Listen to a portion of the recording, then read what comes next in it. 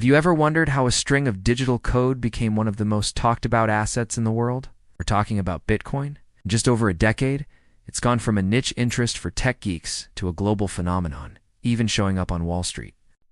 So, what is all the hype about? Why are so many people, from seasoned investors to everyday Americans, suddenly paying attention to digital money? To really get it, we need to rewind a bit. Think about our traditional money system. It's controlled by banks and governments. When you send money to a friend, it doesn't go directly to them. It goes through a bank, a middleman that takes a small fee and keeps a record of the transaction. This system works, but it has its issues. It can be slow, expensive, and it relies on you trusting these big institutions completely. What if there was a way to send money directly to anyone, anywhere in the world, almost instantly, without needing a bank? That's the problem Bitcoin set out to solve. In 2008, a mysterious person or group named Satoshi Nakamoto published a paper. Nobody knows who Satoshi really is to this day.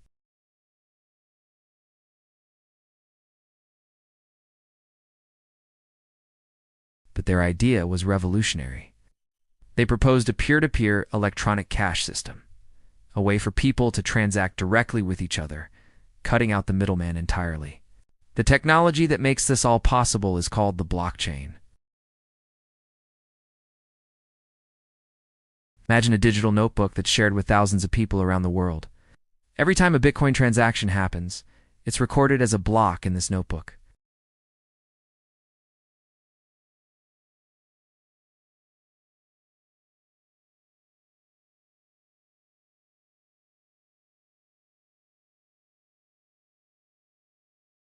Because this digital notebook or ledger is distributed across a massive network of computers, it's incredibly secure. To change a single transaction, a hacker would need to alter that block and every single block that came after it across thousands of computers simultaneously. It's practically impossible, which makes the blockchain tamper-proof and transparent. Everyone can see the transactions, but the identities of the people are kept private, represented by a string of letters. And numbers known as a public key or your Bitcoin address.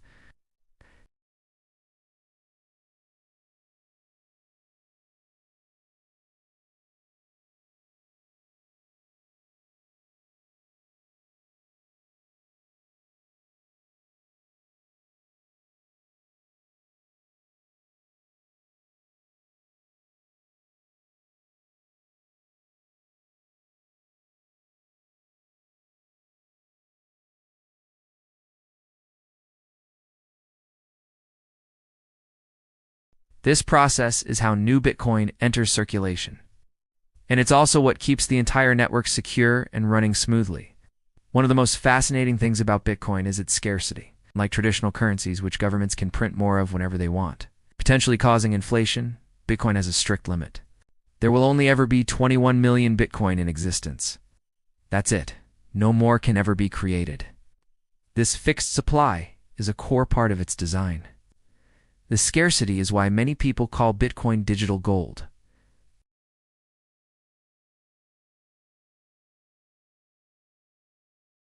Bitcoin shares some of these qualities in the digital world. It's rare, it's durable, because it lives on the blockchain, and it can be sent across the globe in minutes. This concept of a scarce digital asset is a big reason why many Americans and investors worldwide started getting interested. They see it as a potential hedge against inflation, and a new kind of asset for the digital age. The early days of Bitcoin were wild. Think about it, the first commercial transaction was for 2 pizzas, which cost 10,000 Bitcoin. At today's prices, that would be an incredibly expensive meal. Early adopters were mostly programmers and cypherpunks who were fascinated by the technology. They mined Bitcoin on their home computers and traded it on obscure forums. They saw the potential when most of the world saw nothing but confusing code. Their belief in early participation laid the groundwork for everything that came after. Fast forward to today, and the landscape has completely changed. You can buy Bitcoin on your phone through user-friendly apps. Major companies are adding it to their balance sheets.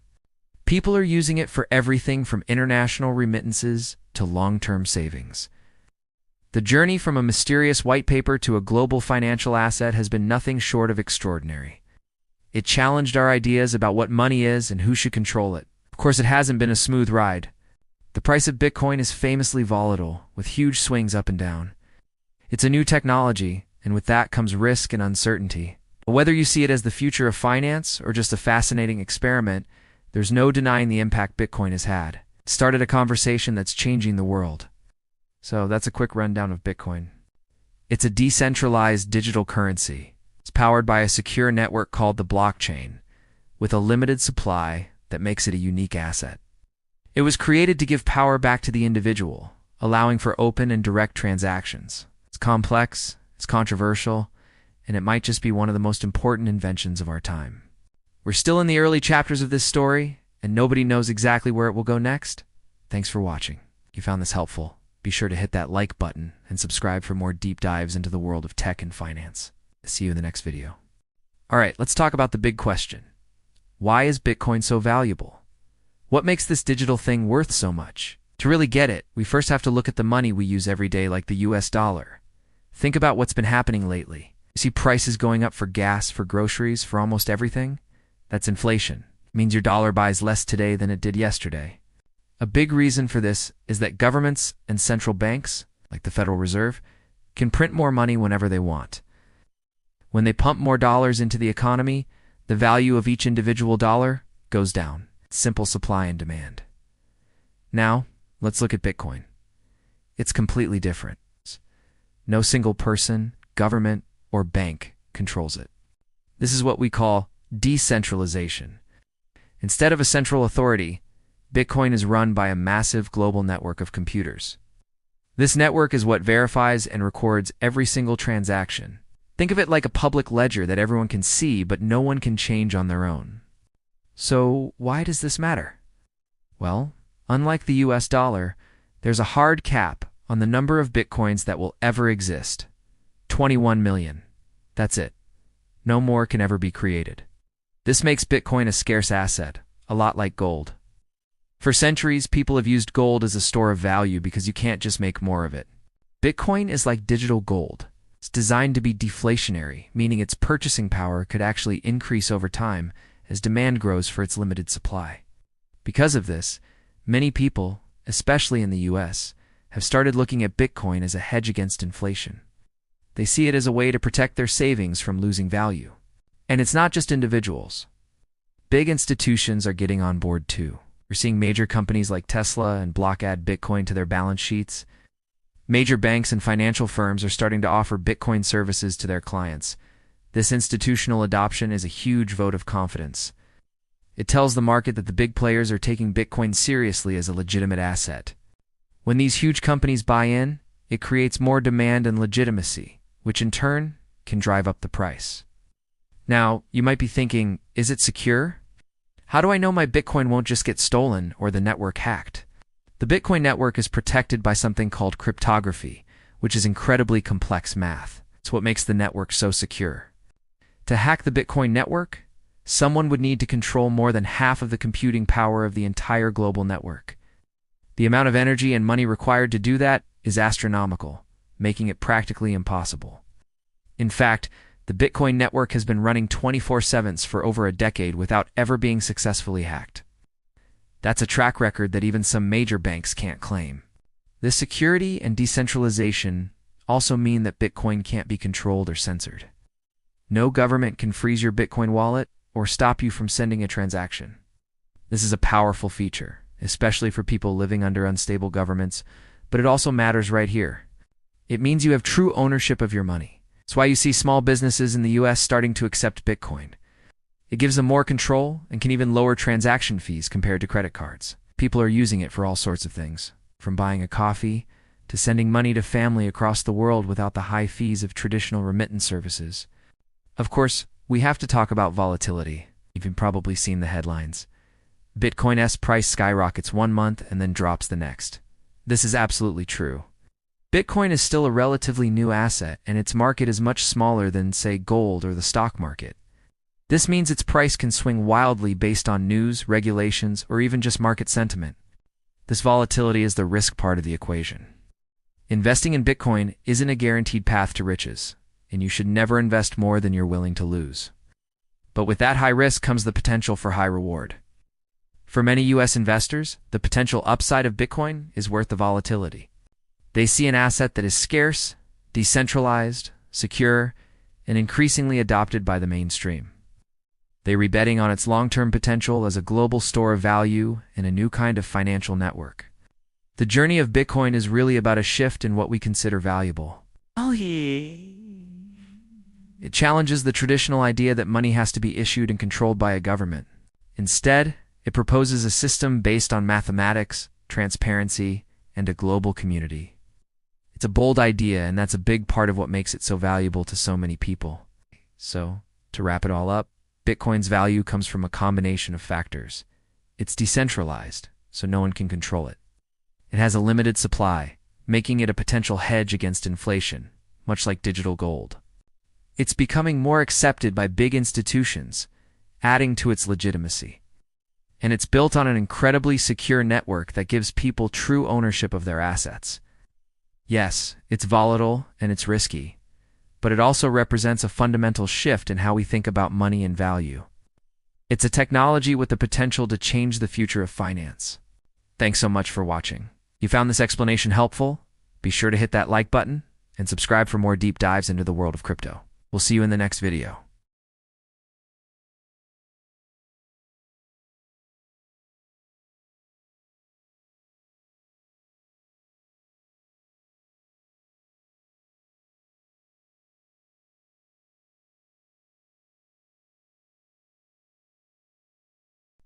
Let's start with what the experts are saying. Many seasoned analysts, from Wall Street veterans to Silicon Valley pioneers, see Bitcoin as digital gold.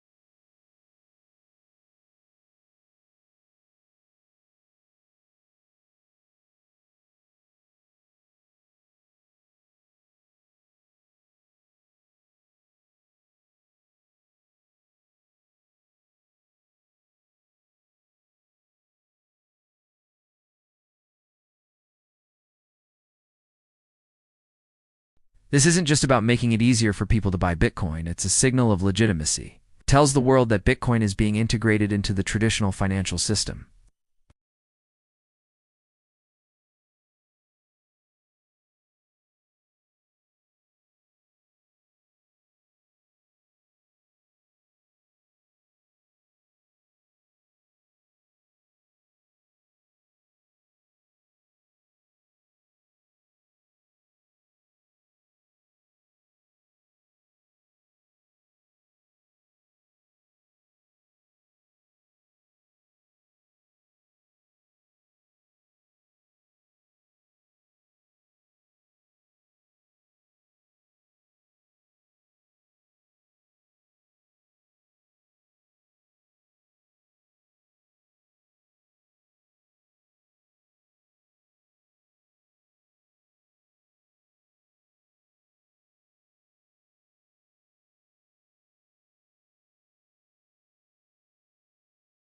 The more people who use and believe in Bitcoin, the more valuable and resilient the network becomes.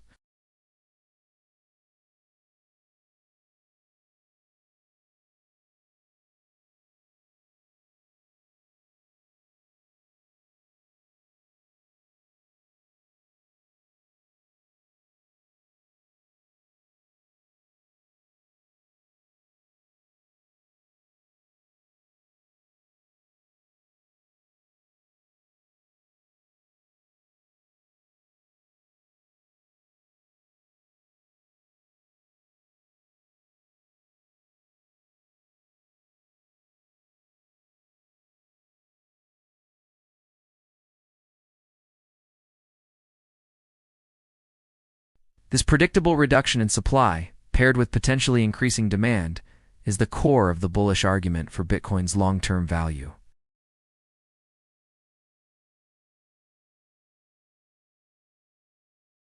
Sounds crazy, but let's break down the logic. For Bitcoin to reach $100,000, its market capitalization would need to be around $2 trillion. That's still significantly less than the market cap of gold. For it to reach $500,000 per coin, it would rival the total market cap of gold, which currently sits around $15 trillion. The argument here is that if Bitcoin truly becomes digital gold, a primary store of value for a new generation, capturing even a fraction of the value currently stored in gold, real estate, and bonds is not out of the realm of possibility. It's a bold vision, but it's one that a growing number of investors are betting on. The path won't be a straight line. There will be gut-wrenching drops and euphoric highs. But the underlying trend of digitalization and decentralization seems undeniable. So where does this leave you? The journey into Bitcoin is a personal one. It starts with education, not speculation. Don't just take my word for it or anyone else's. Dive in and do your own research. Read the original Bitcoin white paper by Satoshi Nakamoto. It's only 9 pages. Listen to podcasts from different experts, both bulls and bears.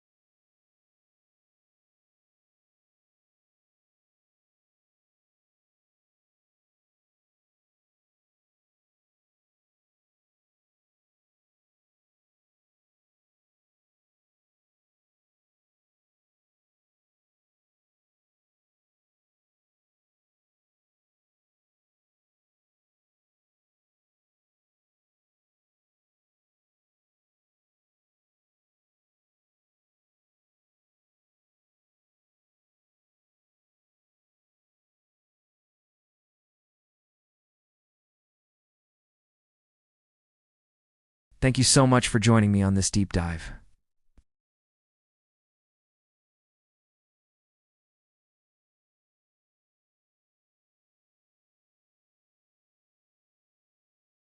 Ever wondered what happens behind the curtain of the AI that's changing our world? How do you get from a simple idea to a stunning piece of video content generated by artificial intelligence? Today, we are re-pulling back that curtain and giving you the exact technical instructions used to create videos just like this one. First, let's talk about the canvas. Every video starts with a frame, and for a cinematic feel that looks great on screens big and small, we use a 16:9 aspect ratio. This is the standard for widescreen content, ensuring your visuals fill the viewer's screen without any awkward black bars. It's the universal language of modern video. The voice. The narrator is the soul of a documentary-style video. The instruction is specific. An American male narrator with a smooth, deep voice. But here's the crucial part. No robotic tones. The delivery must be natural with the cadence and warmth of a human storyteller. This builds trust and keeps the audience engaged, making complex topics feel accessible and compelling. It's about creating a connection, not just relaying information. Now, what about what you see on screen? Static shots are a thing of the past. To keep the story moving and visually interesting, we use what's called cinematic B-roll. These are the supplemental shots, the beautiful flowing footage that illustrates the narrative. Think sweeping landscapes, detailed close-ups, and dynamic action shots. We also weave in custom animations to break down complex ideas into simple, digestible visuals. This combination of real-world footage and animated graphics creates a rich, layered viewing experience. Color is emotion, sets the mood and tone of the entire piece. The specific instruction here is for a teal-orange color grade, a popular choice in documentary and cinema. Why? This color combination mimics the natural contrast between warm skin tones and cool backgrounds, like a blue sky or a city at dusk. It creates a look that's both professional and visually pleasing, drawing the viewer's eye to the important elements in the frame. It's a subtle art that has a massive impact on how the story feels. Let's talk about the soundscape. The right music can elevate a video from good to unforgettable. The request is for soft, documentary cinematic background music. It shouldn't overpower the narration, but should complement it, swelling at emotional moments and receding to let the story breathe. The goal is to enhance the mood without being distracting, guiding the viewer's emotional journey from start to finish. In our fast-paced world, many people watch videos on mute. But for this style, the instruction is clear. No subtitles unless the platform forces them. This choice is intentional. It encourages the viewer to listen, to fully immerse themselves in the experience we've crafted with voice and music. It prioritizes the auditory experience, making the narrator's voice the primary guide. Finally, it all has to come together seamlessly. The transitions between scenes, from B-roll to animation, from one shot to the next, must be smooth and professional. No jarring cuts or clumsy effects. Each transition is carefully chosen to maintain the flow of the narrative, creating a polished final product that feels effortless and high quality. A great transition is one you don't even notice. It just feels right. So there you have it. Secret recipe for creating a professional AI-assisted documentary-style video. From the 16:9 ratio and the natural deep voice to the cinematic B-roll, the teal-orange color grade, and the subtle background music. Every single detail is a deliberate choice, designed to create a powerful and engaging story. It's a fascinating blend of human creativity and technical precision. The next time you watch a video like this, you'll know exactly what went into making it. Thanks for watching. If you found this behind the scenes look interesting, don't forget to like, share, and subscribe for more insights into the world of content creation. I'll see you in the next one.